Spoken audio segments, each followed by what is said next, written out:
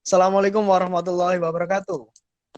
Waalaikumsalam Waalaikumsalam warahmatullahi wabarakatuh. wabarakatuh. Kembali lagi di podcast Golf Talk, dan kali ini masih bersama saya Muhammad Daris Isla, nomor absen 19 sebagai moderator, dan juga didampingi dengan rekan-rekan saya, ada Aprilina Kamelia.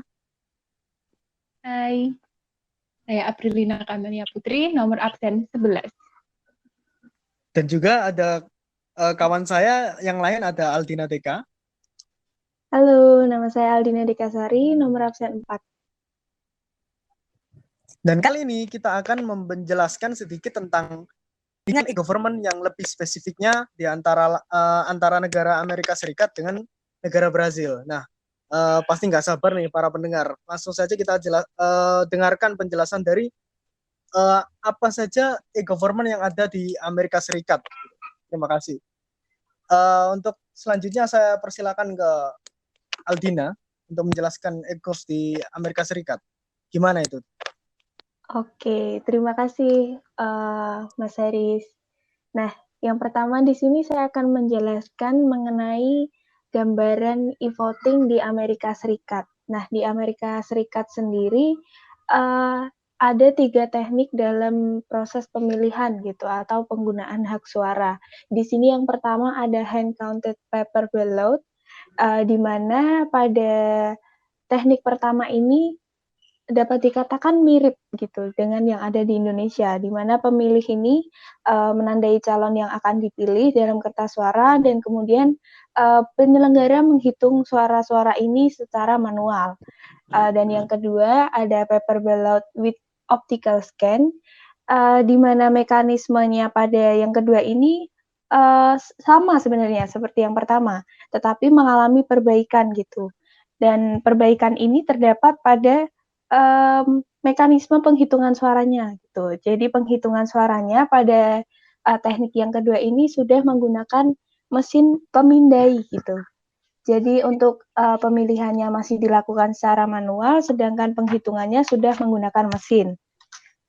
Dan juga yang ketiga, di sini yang masuk gitu ya ke dalam e-voting atau pembahasan kita kali ini, yakni direct recording elektronik gitu, atau yang disingkat dengan DRI. Nah, DRI ini apa sih gitu ya? Nah, di DRI ini pemilih itu tinggal memilih pilihannya dalam layar sentuh atau tombol tertentu gitu. Nah, yang mana ini menggunakan sebuah proses yang ada di dalam mesin. Nah, tetapi pemilih ini tidak memiliki opsi gitu untuk dapat memverifikasi pilihannya selepas memilih, dan itu menjadi kekurangan dari DRI ini sendiri di awal, dan kemudian akhirnya dilakukan pembaharuan gitu. Nah, setelah diperbarui ini diperbaiki mengenai kelemahan verifikasi tersebut gitu. Dan kemudian akhirnya pada mesin baru digunakan semacam struk kayak misal kita belanja itu. Nah, kalau misal belanja di supermarket, minimarket gitu kan pasti ada struknya, struk belanjaan. Berisi rekapan apa saja yang kita beli seperti itu kan.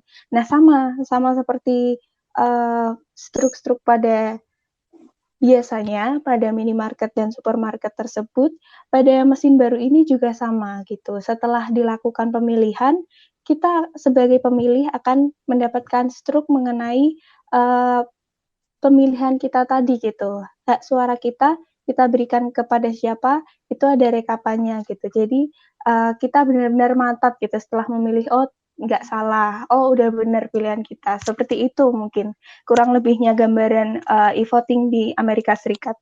Mungkin bisa lanjut ya, Mas Hari, saya kembalikan kepada moderator. Oke, ini menarik sekali ya, di Amerika Serikat ini kita votingnya itu kayak kita sedang memesan GoFood ya mungkin. Jadi transparan sekali. Oke, saya ada pertanyaan nih. Kenapa alasannya untuk penggunaan e-vote ini, kenapa sih harus e-vote di Amerika Serikat? Gimana Mbak Aldina? Oke, kalau di Amerika sendiri itu dari segi alasan yakni tentu saja untuk kemudahannya yang pertama, dan yang kedua dalam hal efektivitas waktu gitu. Kenapa bisa memperoleh kemudahan dan juga efektivitas waktu? Yakni kemudahan dibuat dari mesin itu tadi gitu. Kan lebih ramping ya, lebih singkat, lebih simpel daripada kertas-kertas yang pasti banyak sekali kan untuk berjuta-juta pemilih gitu. Kemudian untuk dalam hal waktunya, hasil pemilihan ini tentunya dengan adanya mesin akan langsung diproses oleh mesin tersebut gitu, sehingga hasilnya akan diketahui lebih cepat dan juga untuk hasil tersebut dapat diumumkan dengan sesegera mungkin. Seperti itu, Mas Haris. Oke, berarti kan ini kita agak bergantung sama mesin ya, bisa dikatakan. Nah, harusnya ada problematikanya dong, ya kan? Yap. Nah, ini apa ada problematika di Amerika Serikat ini terkait e-vote tersebut? Oke, tentu saja kalau kita membicarakan suatu hal yang baru, pasti di samping dia menyelesaikan suatu masalah, pasti akan timbul juga masalah yang baru, ya kan, Mas Haris? Betul, betul. Iya, benar. Nah, untuk kendala dari e-voting sendiri itu ada beberapa sih dapat dikatakan. Ini dari jurnal yang menjadi rujukan saya di sini ada beberapa kekurangan yang disebutkan dari penggunaan atau penerapan DRI tadi, Direct Recording Electronic tadi. Nah, yang pertama ini kurangnya audit suara, kemudian yang kedua keamanan dan juga integritas suaranya yang begitu kurang atau dapat dikatakan rendah, kemudian ada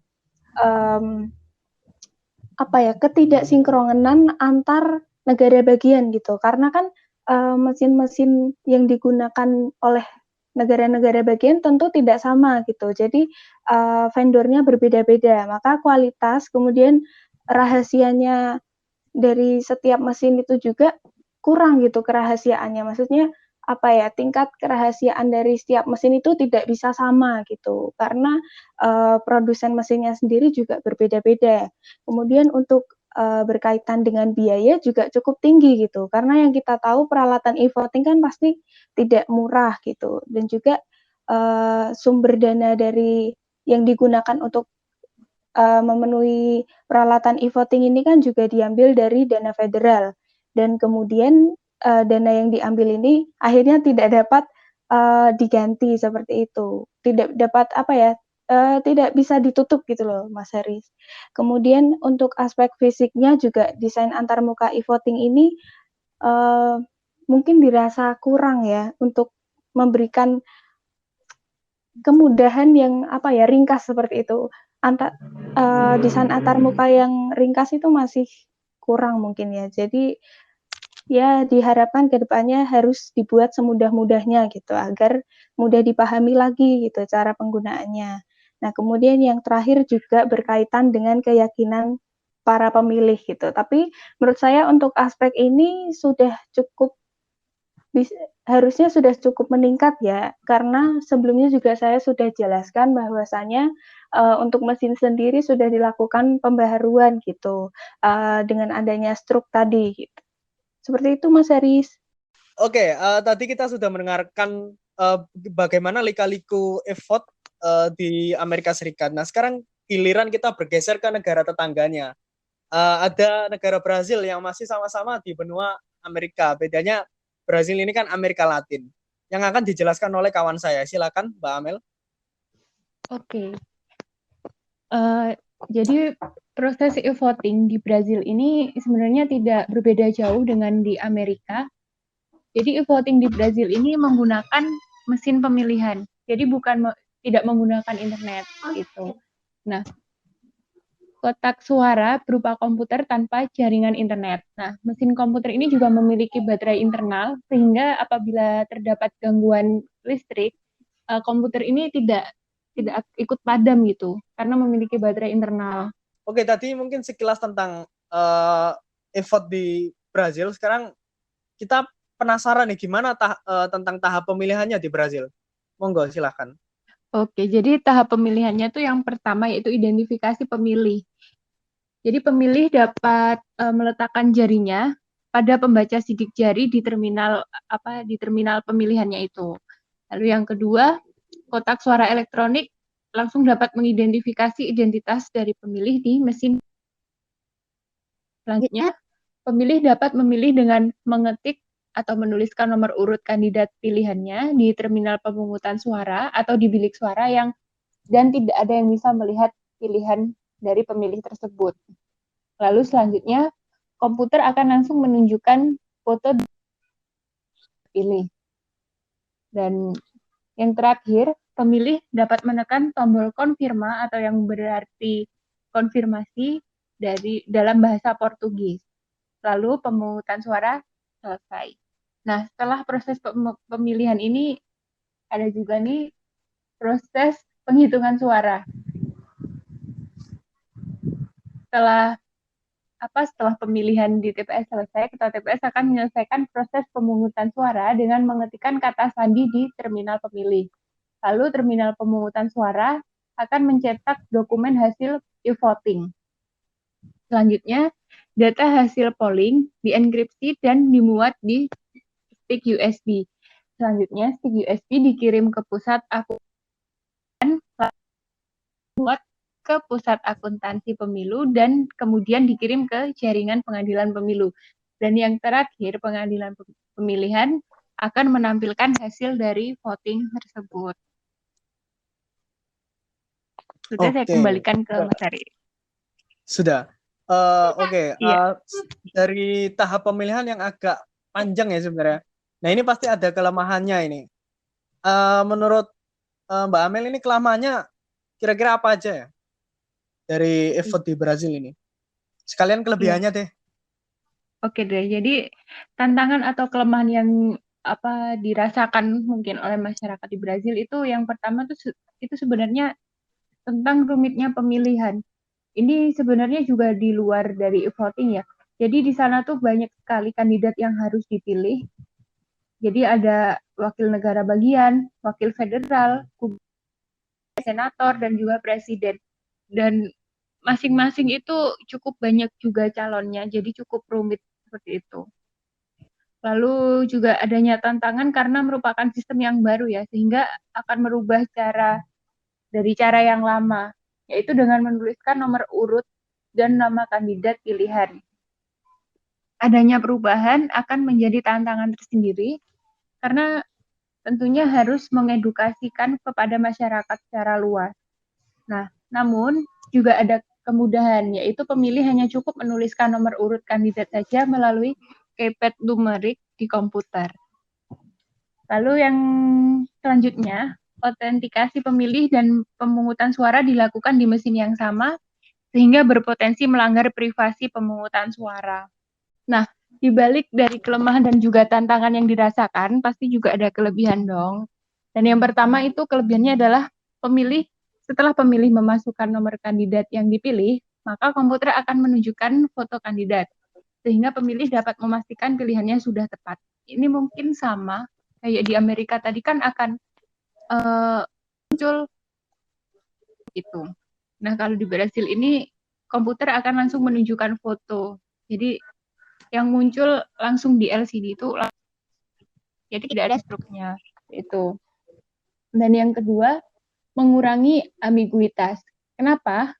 Karena pada sistem sebelumnya, sistem konvensional dilakukan dengan menuliskan nomor urut calon, sehingga dengan tulisan tangan penafsiran itu bisa salah, akan memungkinkan terjadinya kesalahan. Misalnya nih, angka 1 yang cenderung mirip dengan angka 7. Dan juga mungkin kayak orang-orang yang buta huruf seperti itu akan lebih dimudahkan dengan e-voting ini, karena kan hanya keypad numerik kan. Jadi mungkin mereka lebih mudah untuk menghafal nomor-nomornya daripada harus menuliskan nama calon. Oke. Kita udah dapat sudah meramping pada konklusi ya, antara perbandingan e-vote dari negara Amerika Serikat dengan negara Brazil. Nah, mungkin saya bacakan kesimpulannya dulu kali ya.